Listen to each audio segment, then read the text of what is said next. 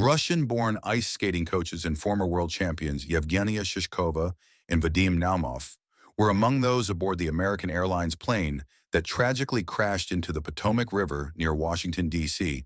on the night of January 29th. The couple, who won the 1994 World Championships in pairs figure skating and had been residing in the United States since at least 1998, were reportedly returning from a competition. The flight, which was carrying several young skaters, collided midair with a U.S. Army Black Hawk helicopter, with officials suggesting there may be no survivors.